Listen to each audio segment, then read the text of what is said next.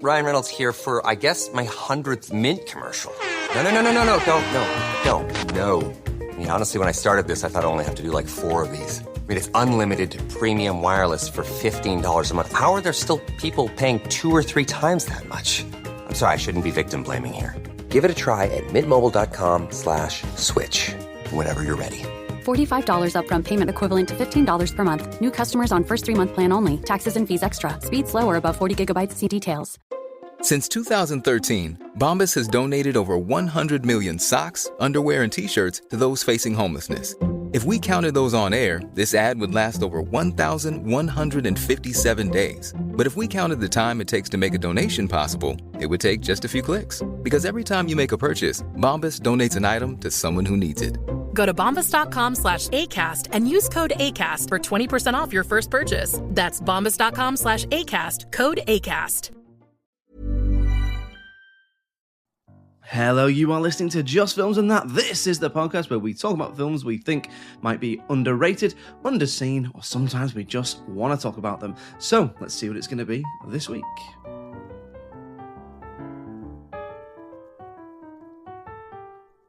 Hello, thanks for listening. This is Just Films and That, and we're going to talk about a film we think deserves a little bit more love. I'm Josh Hallam. I'm Jamie Allerton. And this week, we are going to talk about Tomorrow Never Dies from 1997. So spoiler warnings if you haven't seen it. Before we start, if you could head over to whatever app or website you're listening to this on and give us a little rating and review, it would be massively appreciated as it helps other people hear us, hear our thoughts on this week's film and other films we've done, such as Angels in the Outfield or other ones we've done. What are the ones we've done? Ghostbusters 2? Yeah, I'm gone in 60 seconds. Gone in 60 seconds. That's come out now. We're on Patreon as well, so if you fancy supporting the podcast and getting a little bit of extra content, then click the link in the show notes where you can get ad-free extended episodes with early access to them from £1 a month. So, tell me, Jamie, do you still sleep with a gun under your pillow?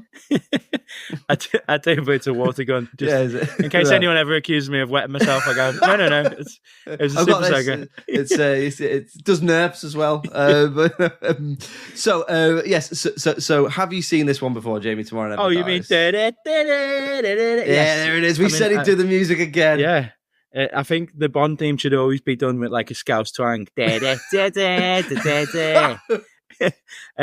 I love Pierce Brosnan. I think Tomorrow Never Dies is, I would say it's underseen. I know we're getting straight into it, but just because I think GoldenEye gets all the love, doesn't it, from the Brosnan era? It does, and that's one of the reasons I picked it. So we have done a Bond film before. We've done The World's Not Enough. Now I'm a massive Bond fan as well, as I've been on your good podcast talking about the best Bond films. I think I've done other ones as well. I mean, I asked you to talk about football, and you... Yeah, no, but I'm going to talk about what I want to talk about. It's my time.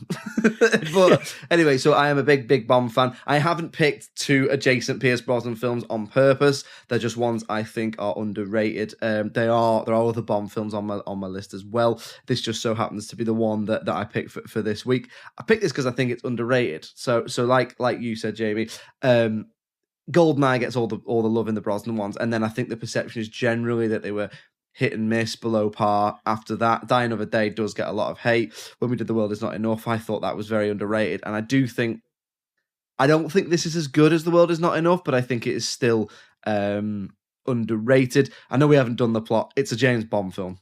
So do you put The World Is Not Enough above this then? I would, yeah, and we'll get into that now. Not loads, but I just think it's slightly cut above. The main thing I think that it's a cut above is that they actually had a little bit longer to get their ducks in a row and make it. Because one thing I didn't know about this one, and we'll come on to it more in the dislikes, is that it was absolute chaos making this. I know. And I wasn't aware of that. It kind of it feels a bit rushed for me. This one, yeah, it's like GoldenEye did well. So I mean, that's happened before with Bond films. It happened again. It's funny because as the Bond films have gone on, they've got less and less regular. If you look at the first ones, it's literally one a year, and then by this time it was, this GoldenEye is 95, this is 97, and World Is Not Enough is 99. But like you say, I think GoldenEye was a success, so they went, quickly get that one out. Yeah, just do the same thing.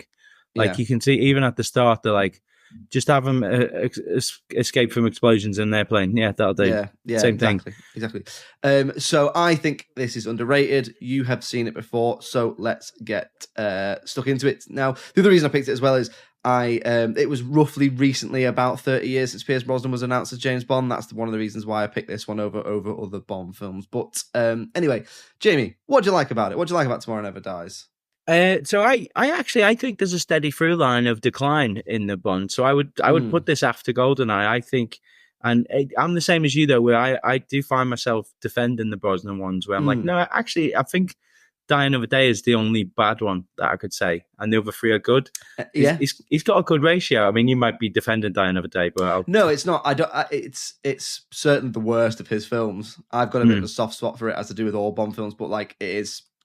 There's a lot wrong with it. Yeah. I think what's good about this one is it's got some really good fun stunts. Yeah. In it. Yeah. You've got I think the helicopter chase on the motorbike doesn't get as much love as it should. Like if you talk about what are the best Bond set pieces, the fact that you can clearly see, like there's moments where you can tell that it's a stuntman with just a different coloured sleeve. But just the concept of they're handcuffed, so they have to work together to do it. Yeah, it's a bit more innovative than other ones. It's just shooty, car drive, smashy, crashy, bang, bang. Whereas this, I think there was definitely some thought where they went, how do we make it interesting? How do we make it innovative? And like you say, there's definitely that Hong Kong action influence in there, not only because it's got Michelle Yeoh in it, but also just like you say, that idea of, well, how do you make it interesting? Okay, handcuff them together. Yeah.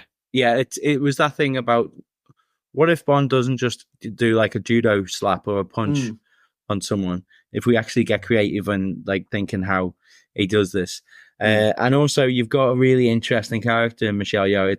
It's not a traditional Bond girl. And I've got one of my favorite things about this is because he does. I feel like the puns are shitter in this, or maybe his quips are really shit in this one. There's some script issues, yeah, which we'll definitely get on to. And Michelle, I swear there's a bit where she just rolls her eyes. And I don't know if that was the character was doing. I think it's when they're under the shower and he's like, we do seem to have grown attached to each other. And she's like, oh, piss off, mate. Yeah. They were actually just filming them messing about. Just like, just leave me alone. Yeah, oh my God, just get 2 more writers. We can afford it. It's a Bond film. But yeah, there's definitely a diversity in there, isn't there? And like a progression and stuff like that, which you haven't seen before, which is she is the Bond girl, but she holds her own. Yeah, I mean, you could get weirdly, like they do sleep together at the end, but I wouldn't be surprised if this ended them just shaking hands and being like, yeah, I'd see it. Kind of like, that Rebecca Ferguson, Tom Cruise dynamic in the... they sort of have admiration for each other and there's a chemistry, but it never gets romantic. Yeah, like, and it's weird. You kind of think of Bond as like, I don't think he could sleep with someone that he respects. Because every other Bond girl is just like, yeah, come on then, let's do it. Yeah, this is very much before they made him a sort of bit more of a fully fleshed out character in some of the Craig ones as well, and he's still very much. So I like Brosnan as Bond. I think, similar to you, I think he was the first Bond we saw. So you're always going to have affection for you first. I do think he gets that. He gets the sort of physicality of the Connery and the cheekiness of Roger Moore with a little bit of his own stuff. He looks great. Like, he looks like James Bond. He really, really looks the part. One of the things I like about him, and I really noticed it in this one, is he always looks like he's had a little bit to drink. Like, he could easily have had a couple of martinis when he's got up before he does anything else. Yeah, he probably is like a functioning alcoholic, Bond. That's it. That's the closest to when it's Daniel Craig and he's drinking. It's sad. He's sad drinking. He's upset. Vesper's gone. This just party boy. What I like about the different Bonds is I think Roger Moore is the only one who you think maybe does the job because he's patriotic and loves England. Whereas all of the others seem to have been like, this is a job where I can be like a sanctioned murderer and get these feelings out. Because he, like when he goes to the newspaper office, the people that he's killing in there, they're just regular security. They're not bad guys. They're just guys. It's just like John, who's, on his 5th day of shift because he took over from Andy because his missus has given birth. The one he gives the most brutal death to is wearing a security guard uniform. and he's not even got a gun. He just tries to hit him, so he throws him in a printing press. Yeah. And then to no one, he does they'll print anything these days. Like, you just took a father away from a family. It's that whole Austin Powers thing, isn't it? Of the henchman and but they are genuinely sort of like, they don't even do something to be like, oh no, you don't get it. These security are in on it. They're like, no, they're just working in the printing press. They're just guys. They're just guys. So is Brosnan your favourite Bond then? Oh, I don't think so. I think looking back, I think it's a tough one there, because the instinct is to go for Connery, isn't it? But then, as we talked on my podcast, Connery's got too many duds. If you could take the first 3 Connerys, that you're on to a winner. Yeah, I mean, I think I like that Bond. He enjoys being Bond in this. There's a bit where he's driving around, or we could talk about it, the set piece where he's remote driving the car, and I think he throws the caltrops, the little spikes that make your wheels go down, and he goes back over them, his wheels go down, and then the henchmen behind him, their wheels go down, but he's got another button that reinflates his tires, and he just gives a cheeky like, it's just like, this is great, like, isn't it? I'm just like, I'm playing a video game at life and I'm just winning. And it's like, you've literally just said goodbye to Terry Hatcher's corpse because you got killed, but you're still having a great old time. Be like, I've got rockets in this. This is great. He almost kills a street full of people by plummeting his car off the roof into a rental place where I've never been in many rental places, but I'm fairly certain the way it goes in, someone's sitting at the front desk. People are dead. Yeah. And he Which just is goes, mad. touche, as he does it. Because it's Hertz rental. Avis, isn't it? Avis, sorry. Yeah, because they paid for sponsorship, so they were like, yeah, we'll get you up close in front of with some of your like regional managers being murdered. But, you know, we're joking, but I think that this has got everything you want from a Bond film. It's got good action, good stunts. It's got a great dastardly plan and villains. It's got a car chase. It's got gadgets. It's got that thing which you don't get, which I think they've done less and less, but I do really like, which is you got a villain and a henchman. So you get intellectual threat, physical threat, and you get both of them. So you get both of them in this.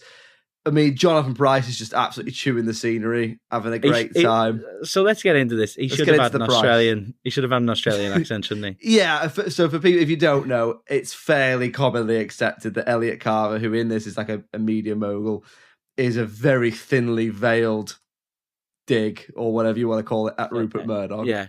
I would have loved it if they'd really gone into it and have him like, oh, and also I've got a tiny penis that I'm quite insecure about. Just really Rupert Murdoch him up.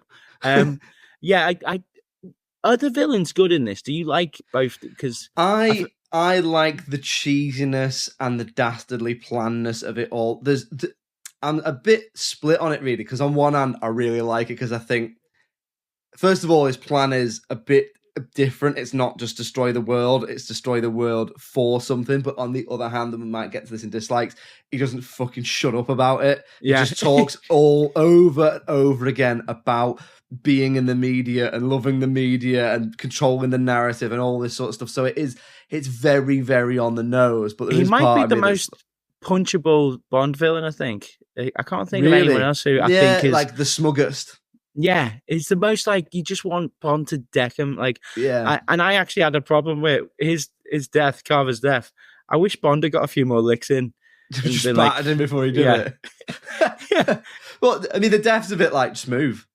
Do you know that out of all the henchmen, there's one guy who I realised on this one, there's a guy on the stealth boat who his job is just to tell the audience what's going on. Yeah, in that context, British guy. Yeah, where he's like, well, that'll confuse the Chinese into thinking this. And you'd expect everyone to turn around and go, yeah, that's why we did it, idiot. It's like, God, well, the English will think that they're 70 miles south. And like, yeah, we know. We're doing the plan ourselves. Who are you telling? And then it just goes back to Jonathan Pryce being like, delicious at everything. No, to answer your question, I don't mind it. I think I will give this film a wide berth because, or I'll give it a lot of rope, whatever you want to call it, because it's a Bond film. Yeah. Do you know what I mean? And it's doing what you want from depends what you want. It's doing what at the time they thought everyone wanted from a Bond film. And it is built on the history of Bond. Like I think it's great the start when you only see Colin Salmon talking to him and and you don't know who they're talking to, but you know. Yeah, and you know it's coming. Yeah, and it's really exciting because you haven't seen him, and it's only when Colin Salmon's like he's getting a bit of cheek from him. He's like, wait, what are you on about? No. Yeah, of course I can see what's going on. And you can tell that Bond is on the other side that being like, are you taking the piss? Have you seen what are you firing a missile for? Have you seen this?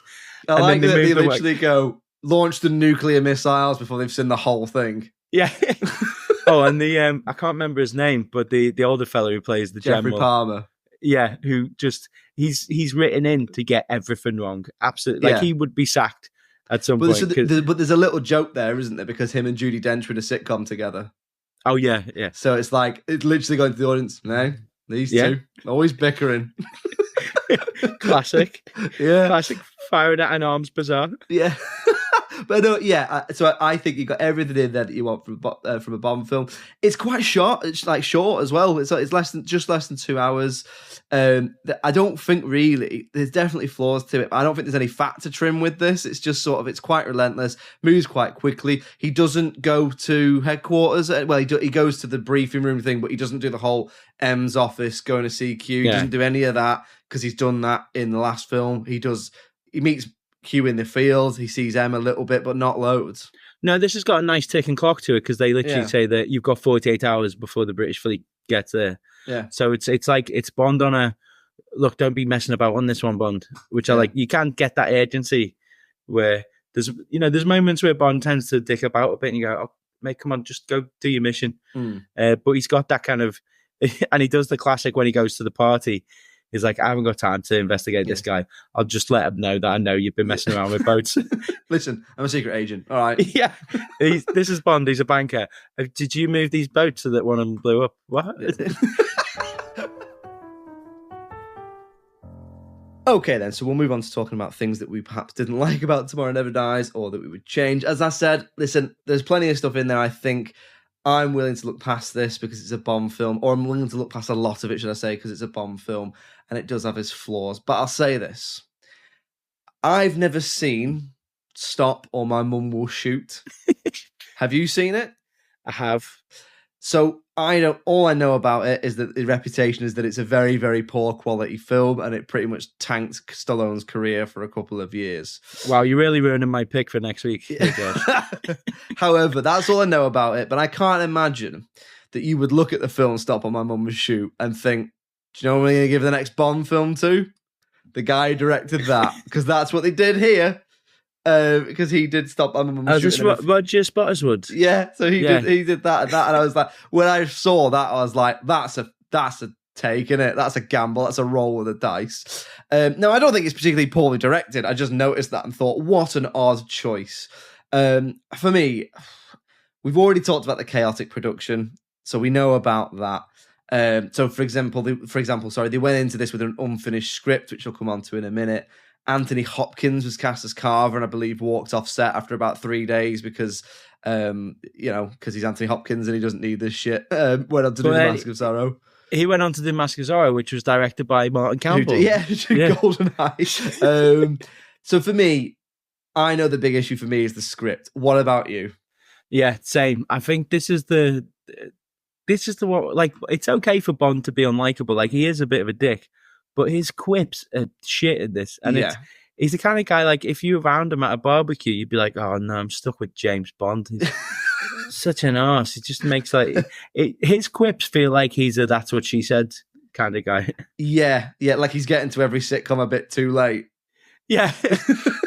And I do think Michelle Yeoh's, the look on her face sometimes is like, just stop it, will you? Yeah, and do you know what? Credit to Pierce Brosnan, because a lesser actor, I think he is so charming in the role, he just about pulls a lot of them off. Whereas other people, you just be looking at it thinking they're hating this. They're or they're not pulling it off. I mean, yeah, the script's weak in places. There's some real exposition dumping, which I think in a lot of ways, again, we're quite used to in a Bond film of being like, now then 007, this is what's happening, so go and do this. But there's just bits where it's a little bit... it's a little bit hammy in the dialogue, like the dialogue between him and Terry Hatcher's character Paris, when he's like, "Did I get too close?" And he's like, "Yes." It's like, oh, what is this? That's not a Bond film. It feels like filler. Like they wrote it and went, "We'll work it out better." Yeah, I've never met a film where two characters bump into each other so many times out of sheer convenience as Bond and Wei Lin do in this. As I said before, the villain, I like Jonathan Pryce in this. I do quite like it. His plan is a bit different, and I like that it's sort of making a bit of a thinly veiled comment, but he just keeps repeating his plan. Yeah, he just keeps saying it. It's a bit too much of a dweeb, and I think they maybe should have pushed that a bit further. Like, you know, Stamper is physically intimidating. Maybe have it where he has a moment where he's like, "Oh, now that the guy who trained him is dead, is this guy a bit too off the leash?" You know, but for no reason, Stamper's just like, "I'll stay loyal." Yeah, they're both dead, and he's like, "For Carver, it's just your boss." Yeah, I feel like the realistic like Stamper would not have respected Carver. And it should have been that once his mentor died, the train guy from Ghost, once he died, I think we should have started to see Stamper like go off the.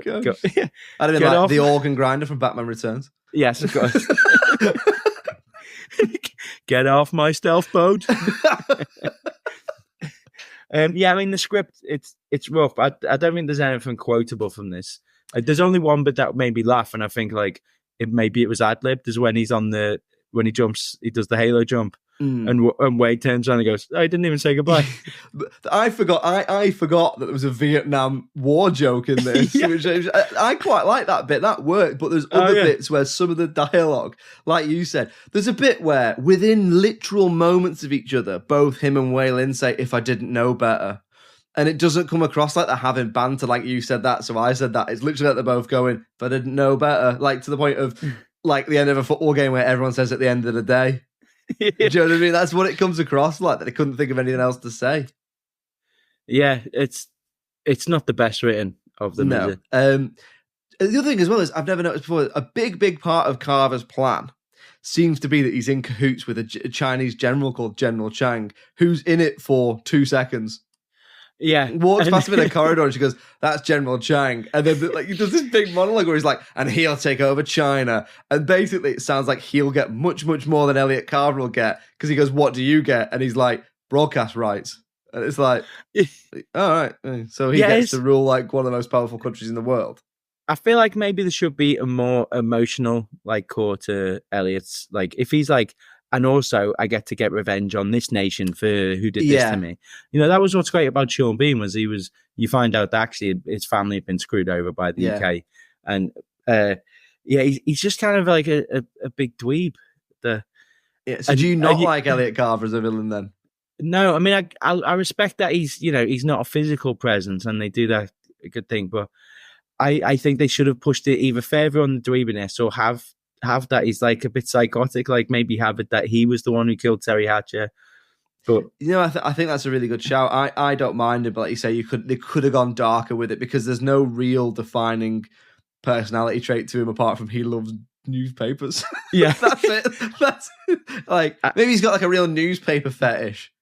Well, do you know what? Because he does like telling other people his plan, maybe tap into like a couple of the henchmen just rolling their eyes of like, "Yeah, we know. Yeah. Right. Yeah. Yeah. Newspapers, and you want to, yeah. Won't be laughing in 20 years and everyone's got a fucking smartphone, mate." He's got a bit of Steve Jobs about him as well, hasn't he? Yeah, he's got, even wears like the all black and stuff like that. So yeah, so there are some issues around the villains. There's a continuity error as well, or I believe a continuity error, which is, so I always thought in the books, Bond studied, I think it's Oriental languages, that's what the course is called, at Oxford or Cambridge. And in this, he literally looks at a keyboard in either Cantonese or Mandarin. It's just like, "Oh, you type." And it's like, that's so weird that you'd say that, because I picked up on this yesterday. I was like, would Bond, a super spy, know Chinese? Yeah, surely he would know at least. Even if he wasn't fluent, he'd be like, "Well, I could sort of, I could type a bit." And also, it's quite Bond to be like, you just look at it and go, fuck it, I know what to do. Just send like the wrong message and be like, accidentally declare war on another country or something. And then the only other thing is, I don't mind the music. I think the Bond song is weak. I think the song is the most okay Bond song. It's the most meh, isn't it? It's just, yeah. And especially when you look at the alternative. So David Arnold wanted a different song so he got was Katie Lang to do Surrender. And that's the over the end credits, is it? Yeah, and that's a much better song. And it's got the big orchestra. And it's a tough time in the 90s because people are like, oh, music is changing, and that's where we eventually lead to Madonna doing an awful rendition. One of my favourite bands, which is Pulp, did one, and it wasn't picked. And I'm like, imagine Jarvis Cocker doing a Bond song. Oh my God. Big lanky suit, talking about Bond in a Sheffield accent. I met him down in Vauxhall. He's a spy. just common people again. Yeah. For 3 years. And then the other thing, and I've never picked up on this before, a lot of weird noises in this. There's a lot of... the kick on the back. The kick on the back is very Indiana Jones. Yeah. Like, so at one point, if you've not seen it, they kick Bond in the back and it like goes... like it's like proper 1930s. It's like a cartoon, isn't it? Yeah. And then at one point, someone fires a gun at Bond and it sounds like a Western. You're like, pew! Like when it does that. Or think of like a gunshot from a black and white film. And that's what happens. Brosnan I love Brosnan, but he does a lot of like weird sort of like noises in this. Yeah, I think this is a case like spotters would like looking at the finished product and going, oh God, this is better than I thought it was going to be. Yeah, let's just put that out. Are you sure you want to leave the cartoon whip cracking? Yeah, leave it in. And the bit where he does throw a car into a organisation that is open, are we leaving that in? Are we not going to show the inside, say like they've gone out for lunch? No. He's intent on murder and laughs in this one. There's people on the street. Yeah, well, they shouldn't have been there, should they? Got to work. Okay, so we'll move on to talking about the critical reception then. Now, just a reminder, I've picked this because it's underrated. I'm not going to go into the box office. It's a Bond film. I think it did quite well in terms of longevity. If people are fans, they're going to watch it. If they're not, they're not. So I think that's sort of, it is what it is. In terms of scores, how do you reckon it did? And what would you sort of give it ballparky? That's not a nickname, as I say, like a ballpark figure. Name me little ballparky. What would you give it? I've got about 50 different responses to that, but they'd probably get edited out. I reckon I like this more than most. Because for me, I go 7, maybe even 7.3. Like it's not a 7.5, but it's a 7.3. I think that it's maybe low 60s from critics. Yeah, so I agree with you. I think it's not it's not top Bond film, but it's fair. It's perfectly serviceable, decent. So I'd say like a 7. At the time of recording, over on IMDb, it gets 6.5 out of 10. So, not the end of the world. When we get into the Rotten Tomatoes of it all, the audience give it 53%. Ooh. And the critics give it 57%. So it averages out at 58%. So I'd say it's underrated. Yeah, I go with that. That's underrated. So there we go then. Tomorrow Never Dies is our second Bond film, our second underrated Bond film. It's your turn to pick next week, Jamie. What are we watching? What are we talking about? Next week, we're talking Congo, Michael Crichton's Congo. Okay. So tune in next week. We're going to be talking about Jamie's choice, which is Congo. In the meantime, if you'd like to get in touch with us, it's filmsandthatpod@gmail.com. We're on all the social medias. If you just search for Just Films and That on Facebook, Twitter, Instagram, YouTube, or TikTok, and you'll find us. We're always putting stuff out there, so do feel free to give us a follow. And we'll see you next week for Congo. It's goodbye from me. Cheerio. Bye. That's Jamie.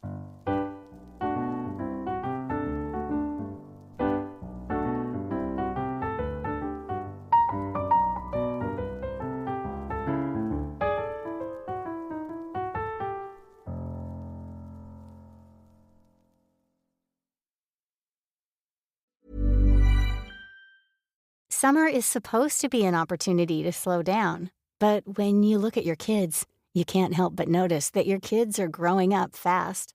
Help them build confidence as they grow with Greenlight. Greenlight is a debit card and money app for families where parents can keep an eye on kids' money habits while kids learn how to save, invest, and spend wisely. It's the easy, convenient way to raise financially smart kids. Get your first month free when you sign up at greenlight.com/ACAST.